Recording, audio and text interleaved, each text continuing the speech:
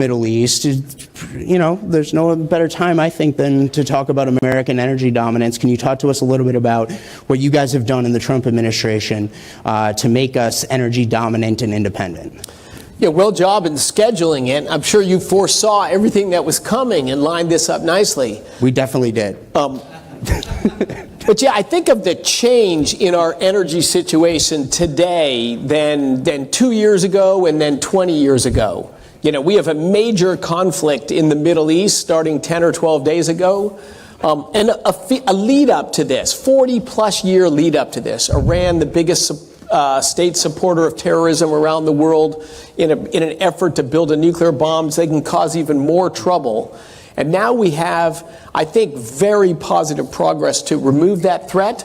But today, the price of oil is lower than it was when bullets started flying. That's just an amazing transformation. Where would we have been 4 years ago or 20 years ago with the same set of facts? We would just have wildly higher energy prices and fear in the marketplace. I think this is a great testament to President Trump's agenda of energy dominance. Not only is the United States by far the largest producer of oil in the world today, and by a factor of 2, the biggest producer of natural gas in the world today, but we have a rational policy around energy. Everyone knows that American energy exports are going to grow. They're not under threat, that permits are going to prevent, and the American energy production is going to peak soon and go away, as the fear was under President Biden.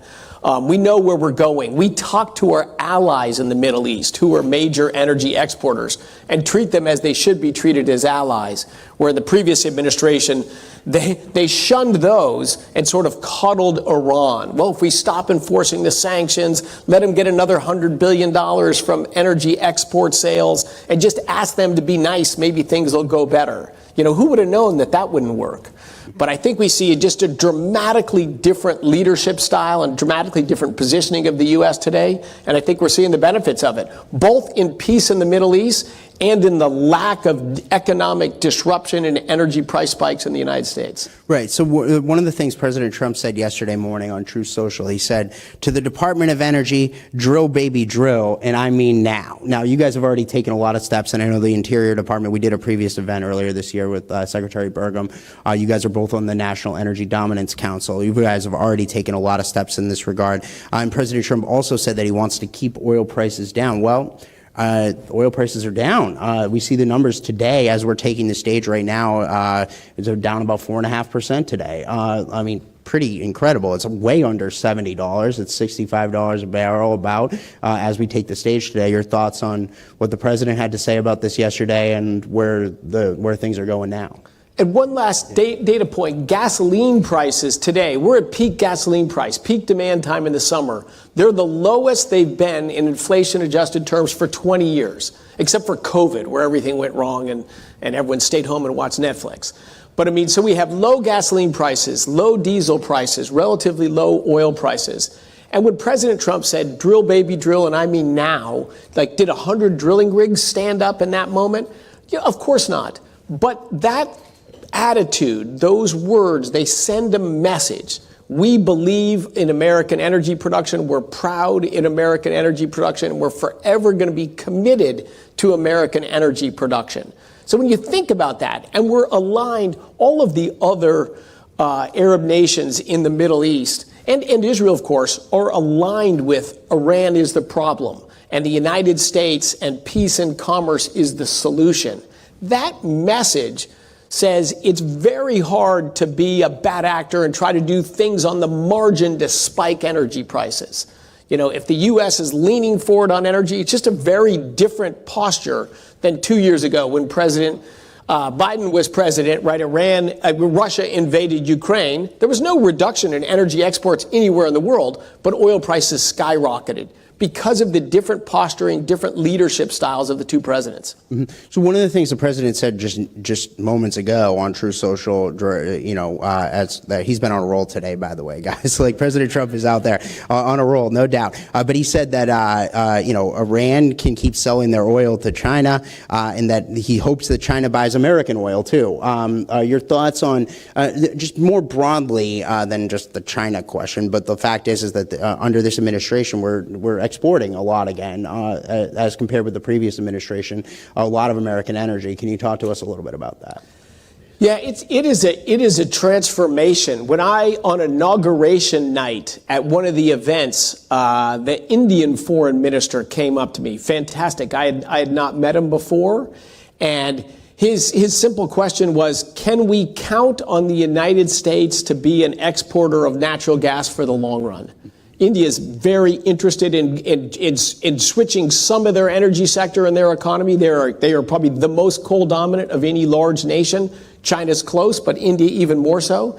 And India was saying, we want to go to more natural gas, but you want to have a country like the United States who's strong and reliable and an ally as your supplier, not just today, but into the future. And of course, his comment was referring to the export pause that at that time was still in place. Like, we had become this huge producer of gas. We'd started exporting a lot of gas. The world loved that. And then we said, well, maybe not. We may not export anymore. We're going to pause.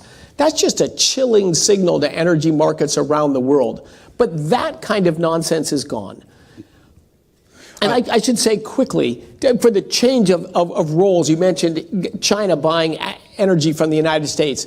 20 years ago, the United States was the largest importer of oil on the planet and the largest importer of natural gas on the planet. And China produced roughly as much oil as they consumed. Today, China is by far the world's biggest importer of oil and natural gas. We've just swapped roles, and we are now the largest producer of both of those. We're just in a much better situation. So we've talked a little bit about oil here. Can you talk to us also about the role of LNG in this broader energy equation, in making the United States energy dominant on the world stage? What role does LNG play in the global energy landscape? How does the United States fit into that picture? Yeah, fantastic. So when I spoke at an energy conference early this year, and a year before, Jennifer Granholm, my predecessor, had spoke, and one of the things she said in her remarks, this is soon after the pause was announced, she said, soon LNG exports will be in the rear view mirror, right? This was this belief that if we just have some more subsidies for wind and solar, somehow we're not going to need natural gas soon. So as an energy nerd, I often just dig in the data and then write about what's actually happening. Not what we dream is happening, not what the future might happen, but what's actually happening. And if you look from the financial crisis to today, the world consumption of energy has grown a little more than 20%. That means everyone's living better lives. We've got 100 extra exajoules of energy in the world energy system. The fastest growing source of energy by far and away, natural gas. 40% of all that gross is natural gas. The U.S. has rapidly gone from, as I said, the world's largest importer to the world's largest exporter. We used to have over 1,000 drilling rigs drilling for natural gas when we were the world's largest importer. Today we have 100 rigs drilling for natural gas, more than a 90% decline, and we're by far the world's largest exporter. But then for a year we said, maybe we're not going to grow our exports anymore. So natural gas is 25% of global energy and the fastest growing energy source. So it is just critical to our country and to the future of the world. And we are dead set in leaning into that, having this grow. It's, I think, the second or third largest U.S. export right now as well, probably on its way to being number one. Okay, so I want to talk to you a lot about the big, beautiful bill. But before we get to that, a little more breaking news out there. Another big story that we're tracking is the heat wave. We're in the middle of a heat wave here in the United States. Everybody that's outside, you feel how hot it is here. That puts a massive demand on our electricity and on our grid. You guys have taken a number of emergency actions in Pennsylvania, Michigan, in the Southeast, and Puerto Rico. Can you talk to us about these emergency actions that you've taken to keep plants going and get them to the capacity that they need to be able to handle this surge in electricity need? I can't help but point out the contrast again. During the previous administration, they surged the employees at the Department of Energy. They surged the spending from the Department of Energy, but yet we produced almost no incremental electricity at the end of 4 years than we did before, but they were successful in getting electricity prices across the country up on average 25%. Can you imagine a business? No meaningful increase in output, but yet prices are 25% higher. That's hard to do with hundreds of billions of dollars of subsidy going in theory, to make electricity cheaper. So what they did, of course, was force the shutdown of a lot of reliable, mostly biggest source coal plants. They shut down plants long before their retirement age because they were out of fashion, and said we're going to replace a 24/7 plant with a whole bunch of stuff that works when the wind blows or the sun shines. They forgot about clouds, and that every night the sun goes down and it isn't always windy. And so we got expensive electricity and destabilizing our grid. So one of the things we did at the department, as you just mentioned, there was a large coal plant in southwestern Michigan, 15 years from its retirement date, for political reasons. We're going to get rid of coal in Michigan. Let's just shut that down. And so we intervened. We have emergency powers to say, look, we're coming into peak demand time. We want the lights and air conditionings to work all summer long. And we want industry to resource the United States. We want to lead in AI. We have huge demand growth for electricity. We're not going to keep digging a hole. We stop digging the hole. I was criticized for saving dirty coal, expensive coal, for keeping that plant open on a Friday. 2 days later, there was a blackout in MISO, the Mideastern System Operator, which is where this coal plant was. So we're just trying to bring common sense back. Today, there is a plant running in Philadelphia. It's an old plant. It's from the 1800s. It burns oil to produce electricity, but it only runs at peak demand time. On inauguration night, which was peak demand in PJM so far this year, the oil supplied 4% of PJM electricity, twice as much as wind and solar combined at peak demand time. That's what matters. Who's there when you're at peak demand? So this plant was slated to be closed. We as well issued an emergency order, said keep that plant open. That was only a week or so ago. It's running as we speak right now. So we want to keep the lights on. We want to stop the rise in electricity, and we want to do everything we can to enable the growth of electricity so we can bring industry back to our country and we can lead in AI.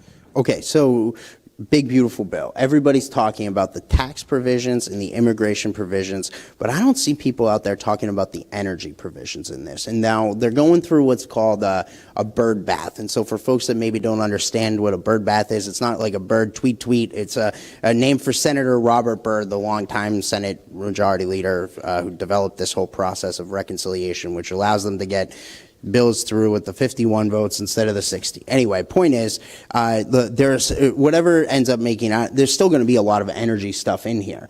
Can you talk to us about the energy stuff in the big, beautiful bill? This is the president's whole agenda. This is going to unleash American energy in a way that even bigger than what you guys have been able to do from the administration so far. 100%. The one big, beautiful bill is transformative in our trajectory on energy. I wrote a few years ago about the differing trajectories between the United States and Europe on energy. We didn't have wildly different energy prices 20 years ago. Today, they're just dramatically different. Our economies dramatically diverged in size and in wealth and whatever. But yet, for 4 years, we tried to jump on the European express train to make energy expensive, unreliable, and export our industries, just like Europe had done. This bill is the pivot. It's the reversal of that. You know, we have spent hundreds of billions of dollars to subsidize electricity sources. I don't care where energy comes from. All I care about is secure, reliable, affordable energy from any source that can deliver those conditions. But if you subsidize something, you're going to get more of it. And we've spent a lot of money on other dumb things as well, but on subsidizing wind and solar so massively that we keep building more and more of it. Well, at peak demand at PJM, I mentioned after Inauguration Day, wind and solar combined were 2%. So you need our entire legacy grid there and operating to keep people alive when it's cold or cool when the peak heat hits. You need that whole grid then, but now you're going to build a second grid that's just a parasite. When the wind blows, you got to turn this thing down. When the sun shines, you got to turn this thing down. When the sun goes down and the wind dies, you got to turn all this stuff up. So we just drove ourselves to. But if you keep paying businesses to build stuff, they'll do it. And so this bill is to end these subsidies, not just on wind and solar, but a whole bunch of other kind of energy green dreams that when you subsidize something, it should become cheaper. When the government pays for the community center, well, the emission fees are lower. We subsidize electricity sources and we get more expensive electricity. That's the worst possible subsidy. $1 in subsidy and an extra $1 on your electricity bill. So the big, beautiful bill will not only end this stuff or put in a relatively rapid sunset of that, it'll remove a whole bunch of other restrictions and leasing and permitting reform that allow development of whatever energy source. We want to see nuclear get rolling again. Geothermal's coming along in a next generation wave. Oil, gas, coal. We want everything that works economically and betters American lives. This bill unleashes that. Mm-hmm. So now, from what I understand too, there's likely to be some leasing stuff in here regarding the Gulf of America, onshore, offshore, as well as in Alaska. Can you talk to us a little bit about that stuff? Yeah, so the Biden administration also decided that they would go against the law that requires lease sales and not do lease sales if it was politically popular to not go into lease sales, and to take certain lands. We got a contingency over here that thinks it'll be great if we just say this land will never be developed, including a place called the National Petroleum Reserve. Like, does that sound like a place you definitely should not drill in? That's in Alaska, right? Huge upside, huge assets there. But you saw the 4 years to approve a few acres in a gigantic National Petroleum Reserve. So the big, beautiful bill allows leasing again in ANWR, in NPRA, the National Petroleum Reserve, in the Cook Inlet of Alaska, which is the source of the gas that keep the lights on in Alaska. Alaska's had 5 years of declining population because their energy prices are so high and their supply of gas, their biggest source of electricity, is declining in that local area near where they live. So that leads to other projects. We need to build infrastructure in Alaska so the giant energy resources in the north can power and better the lives of the people in the south, and maybe our allies in Asia as well. So we need to be able to develop responsibly and carefully, but per the law. And the big, beautiful bill restores a number of these activities that are key to the functioning of our energy system. And another thing is apparently about the royalty rates, right? Like, so one of the things we saw during the Biden administration with the IRA was they raised the royalty rates on these things. And what that did was it discouraged investment, right? Like, so this would drop them back down to what they were before, which is ideally going to help boom this. What they've been for like 100 years. Right. So exactly. Yeah, it's just gone back to the original establishment. Mm-hmm. But think about that. You want to drill on federal lands. Well, it's massively harder to get a permit. It takes years and longer. You may not be able to build any infrastructure to get to it. Where's most of the oil and gas drilling? It's on state lands and on private lands because they're a better business partner. So the Biden administration decided we're going to take a difficult business partner and make it much worse. We're going to threaten to not permit. We're going to not permit certain areas. We're going to raise your royalty rates. And what did they get? No surprise. They got more expensive energy. Mm-hmm. So the big picture here is that the Senate is saying, I saw some things this morning, that Senator Thune is out there saying that he's hoping to get votes going on this even as soon as later this week. I talked to the Senate Majority Leader this past weekend on our radio show. He was saying that they hope to get the bill out of the Senate by July 4th. They're still on track for that. Can you talk to us about how important this would be in fitting into that broader energy agenda of what we're talking about here, about becoming a net exporter, booming the American energy industry, and how that fits into the economy? Lay out the big picture stakes for us here. Also, permitting reform in here for LNG natural gas exports. As I mentioned, this is a rapidly growing export of the United States, but you talk to the developers of liquefied natural gas export terminals, oh my God, it is a year's painstaking, high-risk process. You could spend $200 million to get a plan to acquire some land, and then you're not sure if you can get through this thicket to actually get your permit to then spend tens of billions of dollars to build a huge terminal. So the bill just goes back to sort of common sense on permitting of this. Of course, we're going to do environmental reviews and safety reviews. It's just going back to the original intention of permitting, very critical for the bill.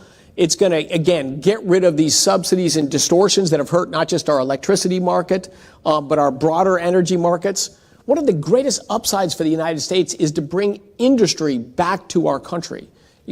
In a green delusion, we decided to make it so hard to build things in the United States that instead what happens? We still consume those same products, just now they're built in Asia with a coal-powered electricity instead of natural gas in the United States, and then they're Asian workers, and then we load them on diesel-powered ships and ship it across the ocean and bring them back to the United States and call that green or a climate policy. There's just so much nonsense. The one big beautiful bill, actually, it is big. There are a lot of things in it, but a lot of them are just cleaning out underbrush and nonsense. So it's easier to build things in our country again, remove the distortions from the energy markets, unleash American businesses to build energy production of all different kinds, but kinds that work without subsidies. So you mentioned all the radical left spending on all these green energy things that they were pushing back during the previous administration. I think a few weeks ago you guys announced a review that you've completed of the actions of the Loan Programs Office at the Energy Department back during the Biden administration. From what we've seen from Election Day, after it was clear that Donald Trump was reelected president in November, to Inauguration Day, you guys discovered more than $90 billion in loans that were either closed or committed. That is more than the 15-year entire history of this office. This is, I think, a massive scandal. Can you talk to us about what you guys have discovered? What do we do? What do we do about this? Yeah, absolutely infuriating. The Loan Program Office was created over 15 years ago. You know, of course, the idea was, hey, there's new or emerging energy technologies or new trends. Let's be a partner with corporations in developing some of these technologies. Solyndra maybe being a famous one in the early days. So the government in general has not been a great picker of winners and losers because they don't look at businesses. Governments look at politics. And so it's done some good things. It's done some bad things. But yeah, to put that in context, over 15 years, it had put out about $43 billion. That's a lot of money. A lot of them gone bad, but not all of them. $43 billion over 15 years. Then we had an election on November 5th last year, right? And President Trump won that election. Kamala Harris, Biden's VP, lost that election. After that election day, and until President Trump's inauguration, $90 billion. Over twice what was done in 15 years was done in 76 days. Like the IRA and the Infrastructure Act were passed 2.5 years before that. 2.5, they had good ideas. They should have been pursuing those good ideas. And worse, recently, the more we look into it, $90 billion in those 76 days, more than half of that, $49 billion in the last 2 days, Thursday and Friday. Before inauguration the next Monday. So this, if you're an American taxpayer, is pretty infuriating. And if you look, there were deals in there. These are project grants, different from the loans, that had been granted $2.3 million for their process. And then right before Inauguration Day, that 2.3 grant was upsized to $230 million. And there's one page, justification for the upsize, blank.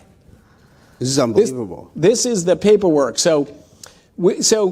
And it's obviously undermined confidence in the Department of Energy. One of the key things I want to do is restore confidence that we can run a government department like a business. We can be responsible stewards of American taxpayers' money. We can deploy that money judiciously and only in ways that are actually going to help the American energy system grow and energy prices go down and job opportunities expand. But you have to have a limited role. You can't have the government. And of course, the total number of grants is like over 1,000.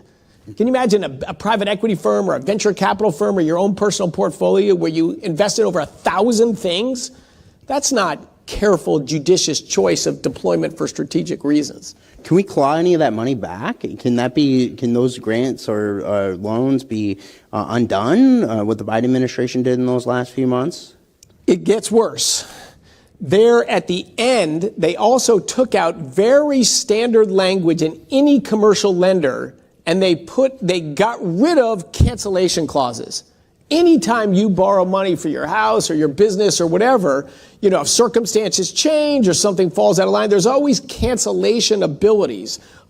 They removed those so It's very, very frustrating. Very, very frustrating. Now, there's as many cases that we can do things we are. We're talking to the lenders. We're talking to people who have been committed huge grants to say, walk us through your project. Is this a bridge to nowhere, or is this something that's going to better the American system?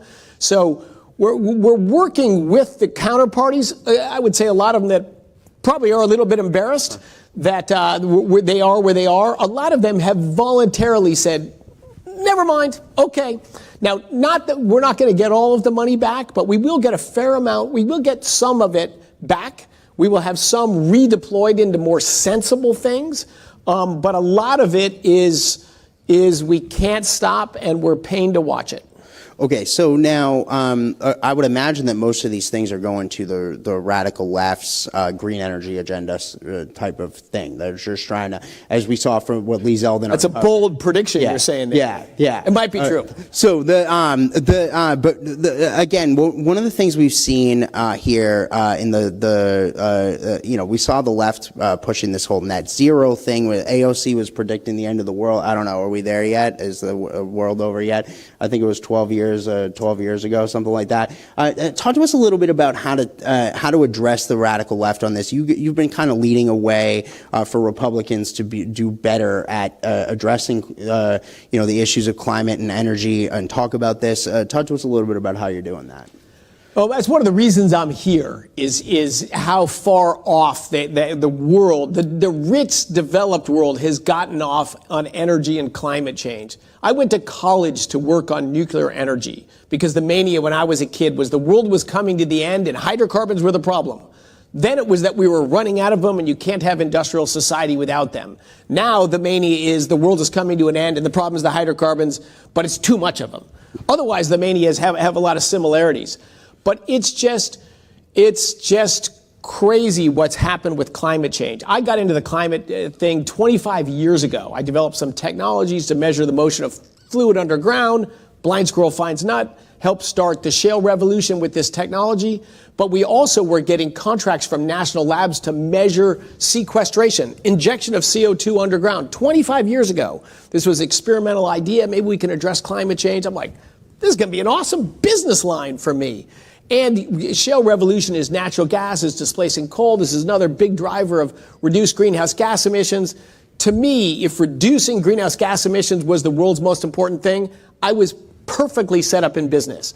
Technologies to monitor sequestration. My business was leveraged around the shale gas revolution. That was the hero of climate change alarmists at the time. But if you dive into the data, we have increased greenhouse gas emissions by 50%. They do absorb infrared radiation. It does lead to a positive warming force. So the kernel is real, but almost everything else you hear about climate change is either false or just wildly exaggerated. The Intergovernmental Panel on Climate Change has there's a whole cadre of people that do economics, that study what are the potential impacts of climate change going forward. How wide could that be? The people who have dedicated their life to climate economics, their bottom line conclusion, it's a slow-moving thing and not even close to the world's biggest problem.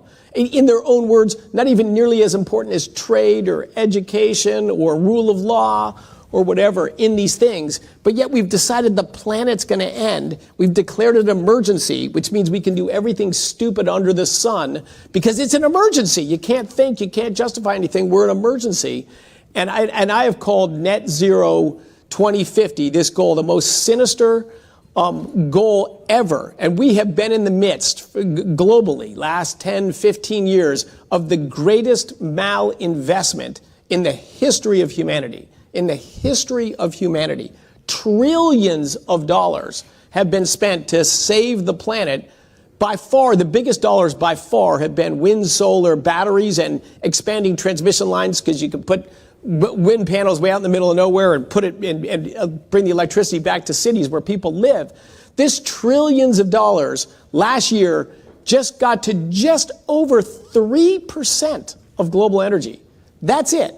3 to 10 trillion, depending on how you count it, has got to just a little over 3% of global energy, and everywhere meaningful penetration, higher electricity prices, and deindustrialization. I think even the 3% would overstate any potential greenhouse gas abatement, because in countries that deploy it, Germany or United Kingdom or California, industry just leaves. It just goes somewhere else. You don't reduce emissions. You just move where they're produced to countries that have older technologies and therefore probably higher emissions. It is so irresponsible. But I say to Republicans and conservatives, read the data, look into this thing. It's a real thing. Your kids are all hopped up on it. So you want to be reasonably knowledgeable. You want to be able to engage with them. I go to universities, and Extinction Rebellion is protesting when I arrive on campus. They're holding a funeral for Mother Earth. And at the end of a talk I gave at CU Boulder, I have a line of people for internships, jobs. Kids believe climate change is near the end of the world, but presented with data and facts. And then you show them, like, here's what we know about climate change. Here's what's happened so far. No increase of extreme weather, which is one of the punchlines too, despite endless proclamations of everyone. That's just the data. Then I talk to kids about, today we have 1 billion people that live like us, and 7 billion people that want to live like us. They want to wear fancy clothes made out of oil and gas. They want to travel on buses and cars and planes. They want to have light switches in their house and heating and cooling. Only 1 billion have that. 7 billion want to have that. We have to have massively more energy in this world. 2 billion people cook their daily meals the way our ancestors did, burning wood or dung indoors. 2 to 3 million easily preventable deaths from that indoor air pollution. And at the Congress of the Party, the climate gathering in Glasgow a few years, the 19 wealthy nations of the world pledged not to lend any more money in the developing world for hydrocarbon development. No, they don't want propane stoves for those 2 billion people so they can live longer, healthier lives, so women can be liberated and don't have to gather wood and sit over smoke-filled fires, but can actually turn a stove on and turn a stove off. Like, the world has gone crazy on climate change and net zero. The facts say completely different actions are warranted. And so, Mr. Secretary, I get a couple more questions for you here. First is, on this note, we've seen the International Energy Agency project that peak oil demand, we're going to hit peak oil demand by 2030. Your thoughts on that projection, and why is the USA a part of this organization? We are in dialogues, i.e. the International Energy Agency and the Energy Information Administration, that's part of the DOE, have been 2 of 3 key energy gathering data things in the world. They used to provide a very important source. Now they've become political, and now they project sources of people's dreams or green wishes. Yeah. So oil demand has grown about 1.1% compound annual growth rate over the last 50 years. Total energy growth is 1.6%. 1.1% with oil. If you look at just the last 20 years, 1.2%. The rate of growth of oil isn't even slowing. So they're just nonsensical. They're just saying to those 7 billion people, no, 1 billion of us are going to keep living these well-energized lives, but you guys, you got to stay where you are. It's pretty unbelievable. And the last thing I would ask you here, and again, I would ask everybody too in the audience, we're going to have a great discussion after this with Mike Summers from API. So stay seated. Mr. Secretary, just about artificial intelligence, we talked about this a little bit. It's going to have a huge demand on electricity. I've been told something like 23 or more % extra electricity to get these supercomputers going. And I think the Energy Department actually has the largest supercomputer in the world. 4 of the top 10 as well. Yeah, 4 of the top 10. Talk to us a little bit about the AI race and what you guys are doing at the Energy Department to prepare for this surge in electricity that we're going to need. So AI, I went to college and AI was the hype. Think about that. So it has been the hype for decades. So I understand people's like, oh, we've heard this hype a long time. The difference is it's really happening now. We have enough computing power that we really can have transformative, automated thinking, logic, reasoning, and it's going to change our world, I think, enormously for the positive. With productivity of people and businesses in our homes, you find information so much easier. There's downsides, of course. Your kids are cheating on papers and all this stuff.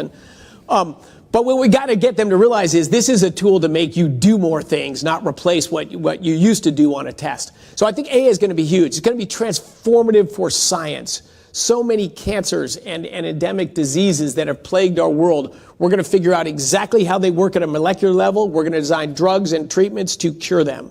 Like, the next 5 years are going to be transformative. But AI is also critical for national defense, not just for offensive capabilities, but for defensive capabilities. I compared recently AI to the Manhattan Project. Manhattan Project was really the birthplace of the Department of Energy, was Los Alamos Lab, Oak Ridge in Tennessee. We built an atomic bomb in less than 2.5 years during war conditions in World War II, with just getting an understanding of nuclear physics at that time. An incredible, the first giant group science project, unbelievable, and it was critical that we were first. If Nazi Germany got an atomic bomb before us, we would live in a different world today. AI is the next Manhattan Project, and we've had a lot of great things in between, but not Manhattan Project level. This is Manhattan Project. We cannot be second. We cannot be behind in China in artificial intelligence. We have a lead today. We have the best companies. We have a lead in science. We have a lead in our actually computing power right now. But China's been building energy system, growing their electricity grid massively for decades. We have smothered ours.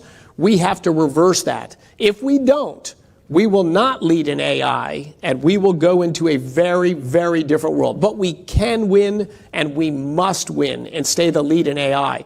Thank God President Trump got elected. If President Trump had not been elected, the next 4 years is going to be the huge break. AI 4 years from now will look nothing like AI today. We are at that inflection point. And if we continued the smothering, anti-energy, foolish policies of the last administration, a lot of AI would just be done overseas. You couldn't build it here. It's going to happen. It's going to happen somewhere else. So that is our single biggest job, is to unleash American business, entrepreneurship, stop closing plants that exist today, and make it wildly easier to invest money and build a new electricity generation. We're going to need probably somewhere between 50 and 150 extra gigawatts of power generation in the next 5 or 6 years. This is a massive build, but it will be enormously beneficial for America. It's going to supercharge our industries. We're going to bring a ton of jobs to build these data centers. We're going to reshore semiconductor. Like, the next 5 years are going to be awesome, but they're only going to be awesome if we can get the government out of the way so that private capital, which is diving in, this is not a new government bill that we have to pay. This is a get out of the way and create a reasonable regulatory structure so that America can and will prevail in the AI race. I'm very excited about it, but I worry about it at night as well. We cannot get second place here. We have to lead. Exciting stuff, Mr. Secretary. Really want to thank you for joining us here. I really appreciate it, sir. Thank you, Matt.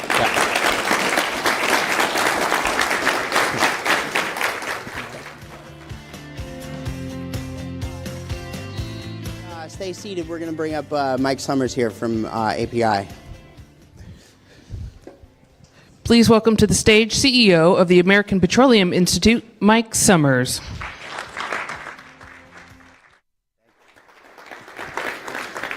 Okay, lots to talk about here, but let's just start with we just had a great conversation there with Secretary Wright, pretty wide-ranging. Just your overall reaction first to several of the things he talked about, then we'll get into some of the specific issues. Thanks, Matt. Yep. My first reaction is what he said.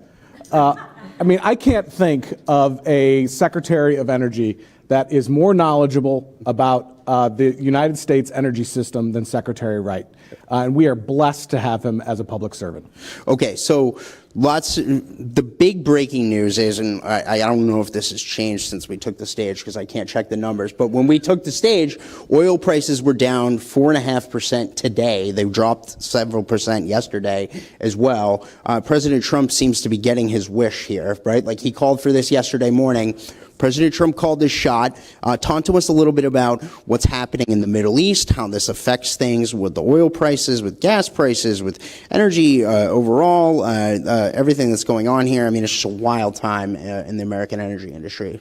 Well, and Secretary Wright hit on this a little bit. What a difference the last 20 years have made. If you think about the fact that in 2005, the United States was producing about 5 million barrels of oil every single day, and we're now at the point where we've tripled it. We're at about 13.5 million barrels of production every single day.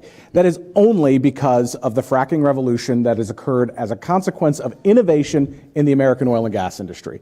We figured out a way where we can drill a mile down, and at this point, we just broke the record, 7 miles across to produce the kind of the oil and gas that we have in the United States. That is because of an innovation from the private sector, not something that the government decided to do. That wasn't from a government dictate. That was because this industry responded to the prices that they knew they could get. 7 miles. That's 7 miles across. That's unbelievable. An API member company that just broke that record. It's incredible. Absolutely unbelievable. Okay, but again, when you see the unrest that we see in the Middle East, and we'll hope that this, again, when we took the stage, the ceasefire was on.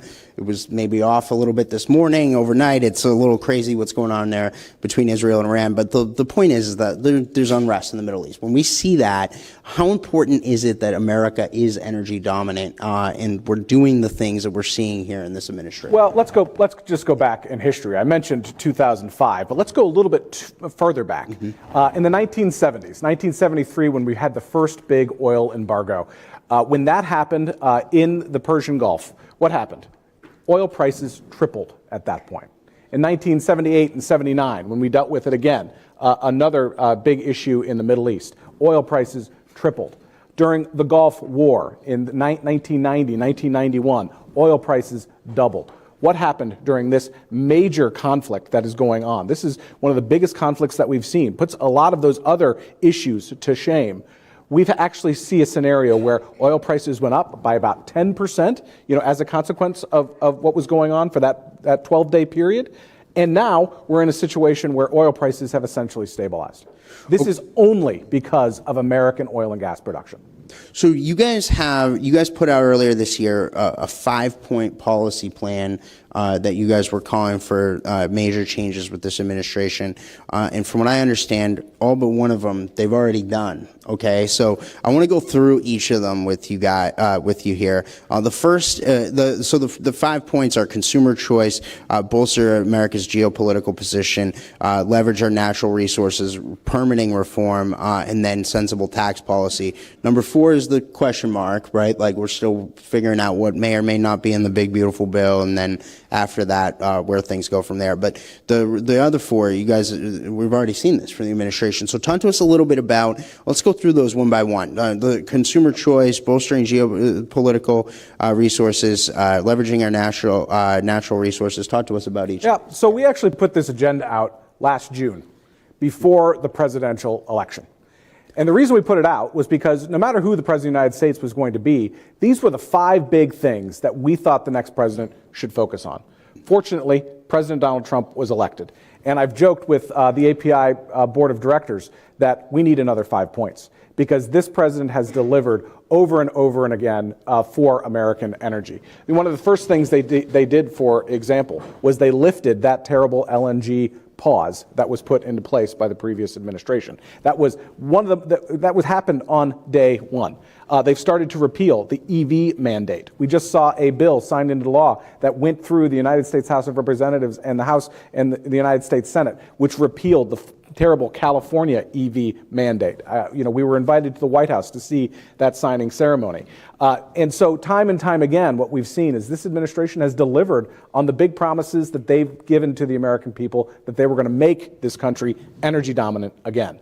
And the one that you mentioned that we haven't gotten yet was permitting reform, which is going to require a bipartisan consensus because it will require 60 votes in the United States Senate. The administration is doing everything they can to do it at an administrative level. What we're looking for is durable permitting reform that will survive whether Republicans are in office or Democrats are in office. So I know that the administration is going to be focusing on this next. They're going to get the big, beautiful bill done, and then they're going to turn their attention to bipartisan permitting reform through the United States Congress. Okay, so now speaking of the big beautiful bill, and I know our friends in the establishment media are out there talking about some kind of a divide in MAGA or America First right now. I think the only divide is whether we call it the one big beautiful bill or the big beautiful bill. I don't know. I think I heard the secretary call it the one big beautiful bill. Anyway, point is, big beautiful bill. Talk to us about the energy components that are in there. I know it's going through the whole Burr bath thing right now in the U.S. Senate with the parliamentarian, and they're making different rulings on this thing can go and that thing can't. But I think there are some things in there with regard to the lease sales for our drilling in offshore, onshore Alaska. Talk to us about what's in there on that. Well, first of all, let's think about what we went through under the Biden administration just less than a year ago.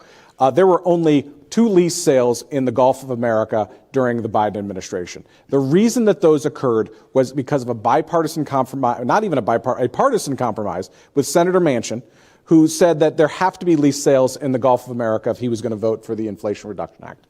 There would have been 0 lease sales in the Gulf of America under President Biden were it not for the Inflation Reduction Act, or Inflation Creation Act, as I used to call it. So unfortunately, we had a situation where we need this continued investment in the Gulf. And if we don't have that continued investment in the Gulf, you're not going to be able to continue to produce oil from that incredibly prolific region.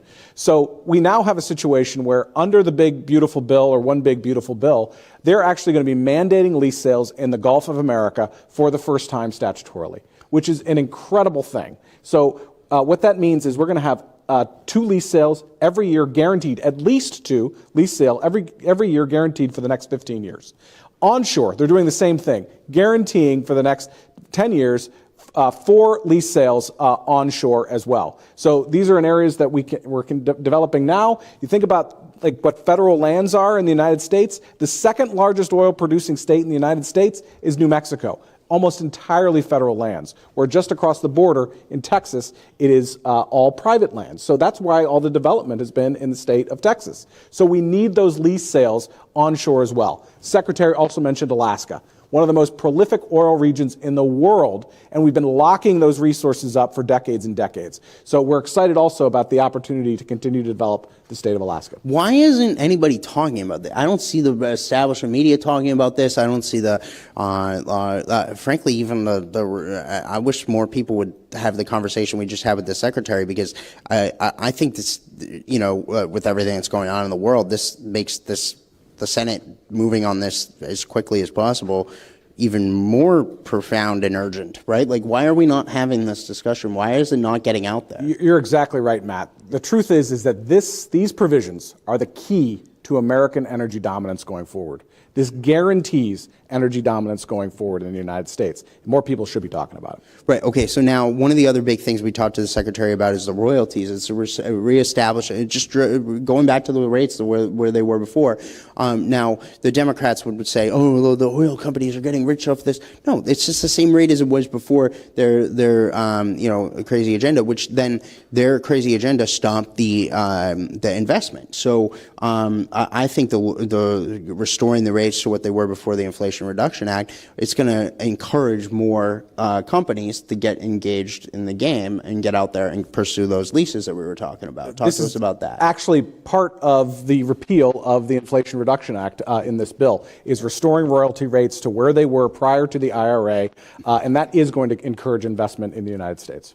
Okay, so now another big thing that we've seen recently on the permitting front, which again we're still holding out hope for this bipartisan effort after the big beautiful bill, and we'll see as that comes together, is the Supreme Court did weigh in on this front with the big case, 7-County Infrastructure Coalition versus Eagle County. Talk to us about this ruling from the Supreme Court, what it means, how does this factor into things? Well, this is another example of elections having consequences.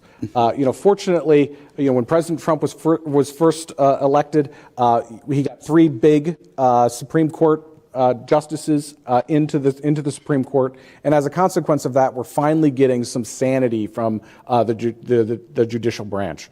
This 7 counties case essentially reset the NEPA process and is going to disallow all of these activists from really politicizing the NEPA process, which has held up the development of these resources for many, many years. What we need now is for the other courts to follow suit, to actually follow the precedent that has been set by the Supreme Court and make sure that we can get big things built quickly. Are you tracking any major efforts in the lower court system? Are there other major cases to keep eyes on moving forward that are going to fit into this realm? Or? Unfortunately, lawfare hasn't just been something that President Trump has had to deal with. This is something that the oil and gas industry has had to deal with as well. And there are a number of big things going on where we're party to litigation to stop these activists from really standing in the way of American oil and gas development. Yeah, it's definitely a big thing. We'll be tracking all the judges and so on and so forth. So you heard me ask the Secretary about the International Energy Agency. Yep. And their projection of peak oil demand by 2030, which seems frankly ludicrous and political. He admitted that that's ludicrous and political. As for whether the U.S. should remain a part of it, I think he said there were discussions, but I think it was pretty cards close to the vest there. Your thoughts on that answer from the Secretary and more broadly that issue of what we're seeing there from the International Energy Agency? Yeah, what we need an IEA. The IEA was actually created by Secretary Kissinger back during the last big oil crisis in the 1970s. And the whole point of it was one, of course, to be a statistical agency that we can rely on for real statistics about the energy industry. But two, it was really focused on making sure that people had adequate supplies in case of an emergency, like the one that we just went through. This is where the SPR came from, the Strategic Petroleum Reserve. And so IEA is very, very important. Unfortunately, it has been completely been politicized over the course of the last 4 years. They're no longer a reliable source for real data about energy. So we don't need to get rid of the IEA. What we need better leadership at IEA that looks at things, calls balls and strikes as an umpire, rather than as a politicized agency that is doing things that are in line with a political ideology. Mm-hmm. Another thing we heard there from Secretary Wright was about how the right needs to learn how to fight back and seems to be doing so a little bit better in terms of the left's radical climate agenda. It really does seem like we've turned a corner on this, right? Like, I know that the left was winning every debate. You had AOC out there predicting the end of the world, which I think is already come and gone, or we're pretty close, right? Like, I think we got to put to the Breitbart bosses here in the room, we got to put the doomsday clock up on the website, right? Like, I think that's a must do for AOC's end of the world prediction. But anyway, point is that you heard him talk about how you need to engage on this issue and you need to have the facts. Are your thoughts as this debate is continuing and playing out? It really does seem like we've turned a corner. President Trump and his team, the Secretary Wright, Secretary Burgum, et cetera, are engaging on this and fighting back against the misinformation. Yeah, I do think that energy reality has finally taken hold in the United States, and that's the most important component of this. There was a lot of discussion about the so-called energy transition, many over the course of the last few years. But the truth of the matter is that we're always transitioning to new forms of energy. The last time there was an energy transition, a so-called energy transition, was in the 1960s, when we switched from coal being the primary source of energy in the world to natural gas and oil being the primary source of energy in the world. But in 2023 and in 2024, the world consumed more coal than it has in the history of time. That was after the energy transition. Why? Because the pie continues to get bigger. More people are making their way into the middle class, and that requires more energy. We're not transitioning from anything to anything. We're going to need more energy, more kinds of energy going forward, and that's going to include a lot more oil and gas in the future. Well, and again, this artificial intelligence front, I mean, we're talking about more than 20% increase in electricity demand, and that's right around the corner. And that was the last thing that he talked about here on the stage was that. Talk to us a little bit about how the oil and gas industry are going to play a role in helping produce the energy that is going to be needed to meet that demand, because that is a huge surge in demand and it's not that far off. So let's put this in perspective. During President Trump's first term, energy demand hardly rose at all, 1-2% a year during his first term in office. Because of artificial intelligence, because of more data centers being on the grid, we expect that energy demand is going to go up by 25% before 2030, and then to 50% by 2050. So we're going to need a lot more energy going forward. And the oil and gas industry is going to be a key part of that, mainly natural gas. Natural gas is going to be the primary source to power the AI future. So now another big thing is we're seeing right now President Trump is in the process of negotiating and his economic team these trade deals with the world, right? Like one of the big ones that's an ongoing negotiation is with the European Union. What we're seeing in Europe is, and President Trump likes to talk about this, nobody talks about the tariffs they put on us, but also not just the tariffs, what they call non-tariff barriers. Now, there are some non-tariff barriers in terms of energy that the Europeans have on America, like corporate sustainability, other things like that. Can you talk to us a little bit about those as these negotiations are happening and what you guys are looking for from the administration to secure from a deal from the European Union when that day comes? So one of the things that President Trump has recognized from the very beginning is that energy is different when it comes to world trade. When we had a meeting with President Trump in the cabinet room in the month of March, we specifically asked him to exclude oil and gas from these tariffs. He announced, just a few days after that, the restrictions on Canadian and Mexican imports into the United States. Oil and gas was completely excluded. And that's because he recognized how important free trade is for the energy industry. We get a lot of oil from Canada, for example, that is refined in American refineries by American workers and then sold to Americans who get that gasoline at a discount as a consequence of that trade. So he's recognized from the beginning how oil and gas is different when it comes to trade. So we're going to continue to work with them on this. But what you're talking about is a big issue, which is the corporate sustainability guidance out of the EU, which is essentially a non-tariff trade barrier that is being enforced by the European Union. What they're essentially trying to do is export failed European energy policies all over the world. And we think that our government, and I know that the new administration is on this, we think that our government should be standing up against that. And they're working every day to try to tear that new guidance down. What it could mean is they're actually talking about a 5% tax on API member companies if they don't comply with this new corporate sustainability guidance. That is an outrage. And what we need to do is stand up against it, and I know the president is working on it. Right, and beyond the European Union, as we're talking about deals with other places, you heard him mention earlier in the conversation, his meeting with the foreign minister of India, for instance. I know they're deep into conversations with the Indian government. They're deep into conversations with the Japanese.